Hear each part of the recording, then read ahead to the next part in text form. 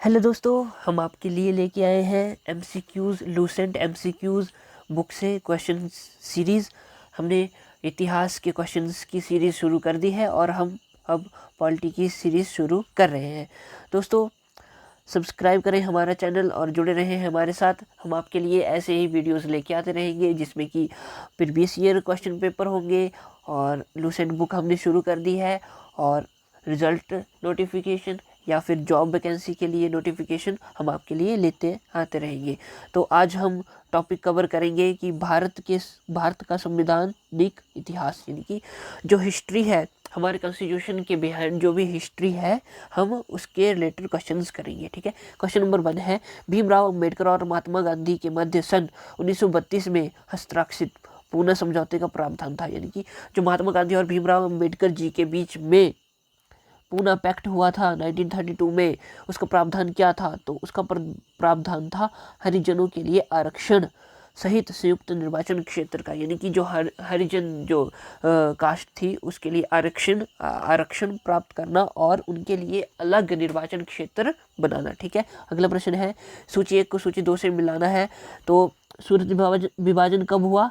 1907 में। ठीक है, सांप्रदायिक निर्णय कब लिया गया? यह था 1932 में। ठीक है, यही जो भीमराव अंबेडकर और महात्मा गांधी के बीच में जो समझौता हुआ था उसमें। ठीक है, और सर्वदलीय सम्मेलन, यानी कि सभी दल जो है वो सम्मेलन में भाग ले सकते हैं, वो हुआ था 1928 में। ठीक है, पूर्ण स्वराज का संकल्प कब लिया गया था? तो यह 1929 में लिया गया था। ठीक है, तो इसका ऑप्शन बी आंसर होगा। अगला प्रश्न है, निम्नलिखित में से किस अधिनियम द्वारा भारत के गवर्नर जनरल को अध्यादेश जारी करने की शक्ति प्रदान की गई? तो यह की गई थी भारतीय परिषद अधिनियम 1861।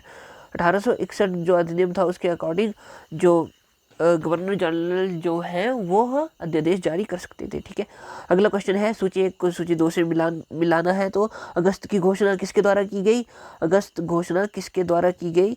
लॉर्ड मॉन्टेग्यू, यानी कि उस समय जो थे वो लॉर्ड मॉन्टेग्यू जो थे हमारे गवर्नर जनरल ऑफ इंडिया थे। ठीक है, अगला, अगस्त प्रस्ताव किस द्वारा लाया गया? तो यह लाया गया लॉर्ड लिनलिथगो, यानी कि उस समय जो लॉर्ड लिनलिथगो थे वह भारत के गवर्नर जनरल थे।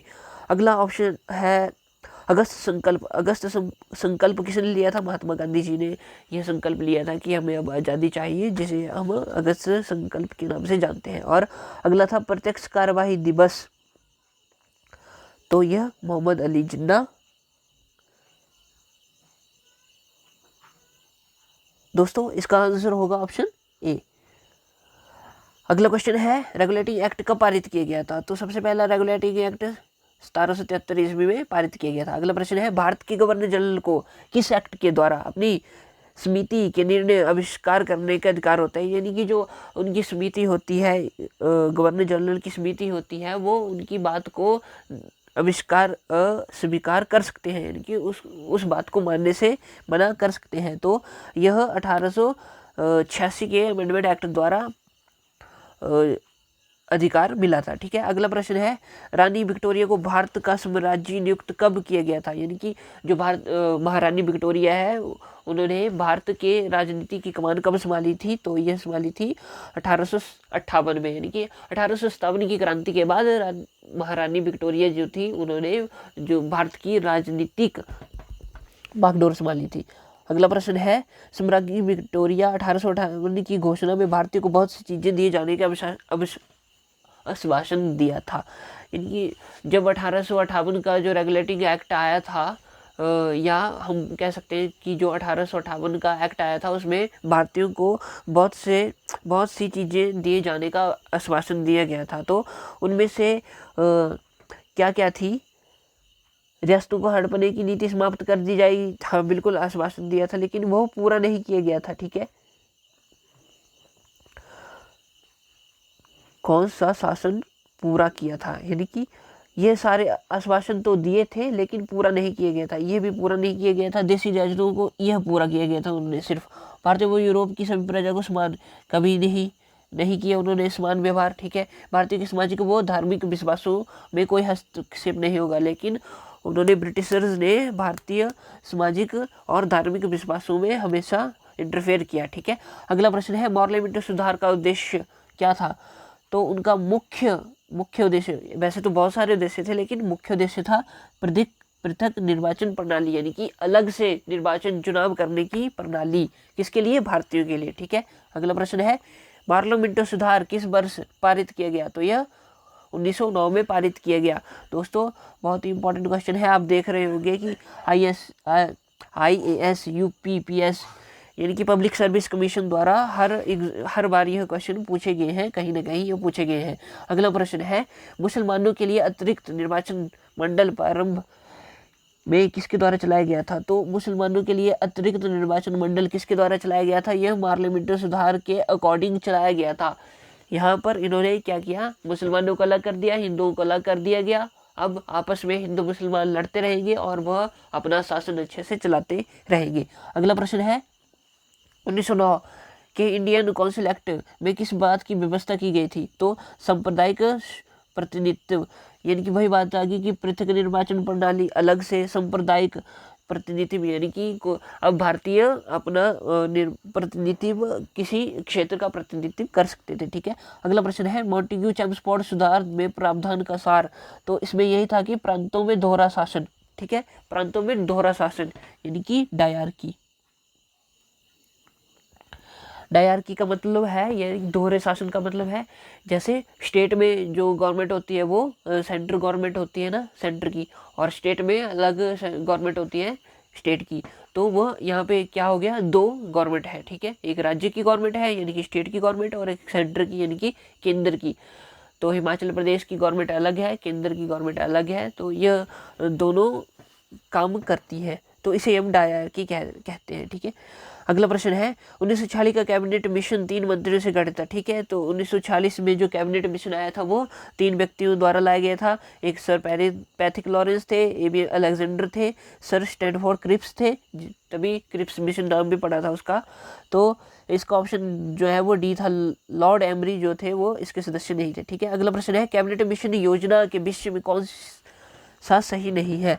तो यह होगा पाकिस्तान की स्वीकृति, यानी कि कैबिनेट मिशन में यह कहीं नहीं कहा गया कि पाकिस्तान एक अलग देश बनना चाहिए, उसे स्वीकृति नहीं मिली थी। प्रांतीय समूहीकरण यानी कि प्रोविंशियल ग्रुपिंग, यानी कि जो छोटी छोटी रियासतें हैं उनको मिलाकर एक रियासत बना दी जाए, यह कहा गया था। अगला है भारतीय सदस्यों वाला अंतरिम मंत्रिमंडल, यानी कि ऐसा मंत्रिमंडल बनाया जाए, इंटरिम मंत्रिमंडल बनाया जाए जिसमें कि सभी भारतीय ही हो। ठीक है, संविधान निर्माण का अधिकार और भारतीयों को उनका अलग संविधान बनाने का अधिकार दिया जाए, यह कैबिनेट मिशन योजना के अंतर्गत थे। ठीक है, तो अगला प्रश्न आता है भारत का संविधान लागू होने तक स्वतंत्रता के पश्चात इसका शासन किसके अंतर्गत चलाया गया था? तो यह चलाया गया था 1935 भारत सरकार अधिनियम द्वारा, क्योंकि जब तक हमारा संविधान पूरी तरह से तैयार नहीं होता, आपको पता है कि हमारा देश 15 अगस्त 1947 को आज़ाद हो गया था और हमारा संविधान बनने में लगभग 3 साल लग गए थे। तो तब तक किस बेस पे सरकार चलाई जाएगी भारत में? तो वह 1935 गवर्नमेंट ऑफ इंडिया एक्ट के अनुसार चलाई गई थी। ठीक है, अगला प्रश्न है भारतीयों को वर्ष 1947 में सार्वभौम सत्ता सौंपने की योजना निम्न में किस नाम से जानी गई? यानी कि जो 1947 में भारत आज़ाद हुआ, ठीक है, तो उसके बाद भारतीयों को सत्ता जो सौंपी गई, ठीक है, तो उसमें जो योजना थी उस योजना को क्या कहते हैं? तो उसे कहते थे माउंटबेटन योजना। माउंटबेटन कौन थे? उस समय जो थे गवर्नर जनरल ऑफ इंडिया थे जब भारत जो है वो आज़ाद हुआ था। ठीक है, अगला प्रश्न है सुमेलन करना है। बोला कि कौन सा सही सुमेलित नहीं है, यानी कि कौन सा ऑप्शन जो है वो रिलेशन में ठीक नहीं है। ठीक है, पार्लियामेंट सुधार, सांप्रदायिक प्रतिनिधित्व, अभिवाद के पीछे से बिल्कुल सही है। 1935 एक्ट स्वशासन, यानी कि उनका अलग से शासन होगा, अलग से संविधान, मतलब कि भारत जो है वो अलग से शासन अपने अकॉर्डिंग खुद शासन करेंगे, ये भी सही बात है। कैबिनेट मिशन, संविधान सभा का गठन करेंगे, ठीक है, ये भी बिल्कुल।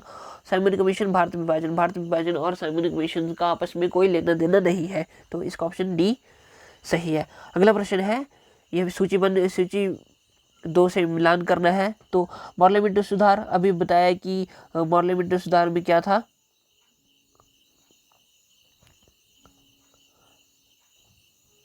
माफ कीजिए, हम कहाँ थे? हाँ, ऑप्शन भारत सरकार अधिनियम 1919 में क्या था? द्वाद शासन। अभी बताया डायरकी, ठीक है। भारतीय सरकार अधिनियम 1935 को भारत तो प्रांतीय स्वायत्तता यानी कि कोई भी भारतीय अब किसी भी क्षेत्र से अपने प्रतिनिधित्व कर सकता था, ठीक है। तो यह 1935 के अकॉर्डिंग था, ठीक है। पार्लियामेंट्री सुधार 1909, तो इसका आ जाएगा हमारा सांप्रदायिक निर्वाचन, यानी कि निर्वाचन करने की शक्ति अलग अलग कर दी गई थी वहाँ पे। अगला है भारत परिषद अधिनियम 1861 के अनुसार क्या हुआ था, तो यह सती प्रथा का अंत कर दिया गया था, ठीक है। अधिनियम 1858 ब्रिटिश शासन शक्ति में आया था, बिल्कुल सही है। तो ये ऑप्शन बी जो है वो बिल्कुल सही है, ठीक है। अगला प्रश्न है अखिल भारतीय महासंघ स्थापित करने का प्रावधान शामिल किया गया था, ठीक है। तो कब किया गया था, ये किया गया था भारत सरकार अधिनियम 1935 में, ठीक है। हमने बात की अभी 1935 के अधिनियम की, ठीक है।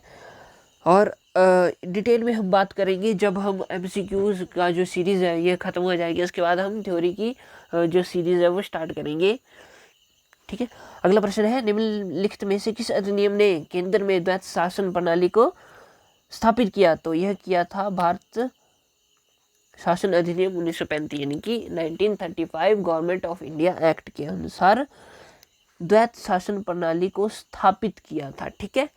और ये द्वैत शासन प्रणाली कब लाई गई थी, यह 1919 में चैम्सफोर्ड रिफॉर्म के द्वारा लाई गई थी, ठीक है। अगला प्रश्न है संघीय प्रणाली का पहला प्रयास भारत सरकार अधिनियम द्वारा किया गया था, तो भारत सरकार अधिनियम 1935 भारत सरकार का अधिनियम। दोस्तों जैसे कि आप यहाँ पे नोटिस कर रहे होंगे कि भारत सरकार गवर्नमेंट ऑफ इंडिया एक्ट 1935 से बहुत सारे क्वेश्चन पूछे गए हैं। दोस्तों मैं बताना चाहता हूँ कि ये एक बहुत ही इम्पोर्टेंट टॉपिक है और लगभग भारत के सभी एग्ज़ाम्स में इससे रिलेटेड कोई ना कोई क्वेश्चन बनता है, ठीक है। और यहाँ से क्वेश्चन बहुत सारे रिपीट भी होते हैं, तो आपने इसको ध्यान देकर पढ़ना है। अगला प्रश्न है किस अधिनियम की प्रमुख विशेषता प्रांतीय स्वायत्तता थी, तो यह भी 1935 के अनुसार ही थी। अगला प्रश्न है भारत में सचिव का पद किसके द्वारा निर्मित किया गया था, तो यह किया गया था भारत सरकार अधिनियम 1858 के अकॉर्डिंग। दोस्तों ये हमने आज पहला पार्ट किया जो कि भारत का संवैधानिक इतिहास के एमसीक्यूज हमने किए। दोस्तों आप इस वीडियो को देखिए और यह भी एनालाइज करें कि कहाँ से किस तरह के क्वेश्चन पूछे जा रहे हैं। अंत में आपसे बात करना चाहता हूँ कि हमारे चैनल को सब्सक्राइब करें और शेयर करें जितना से जितना हो सकता है, ठीक है। हम आपके लिए इस चैनल पर एमसीक्यू प्रीवियस ईयर क्वेश्चन और जॉब से रिलेटेड नोटिफिकेशन, रिजल्ट से रिलेटेड नोटिफिकेशन और किसी भी तरह अन्य सहायता हम इस चैनल पर वीडियोस लेके आते रहेंगे, ठीक है दोस्तों। तो अगली वीडियो तक मिलते हैं हम, तब तक के लिए गुड बाय, थैंक यू।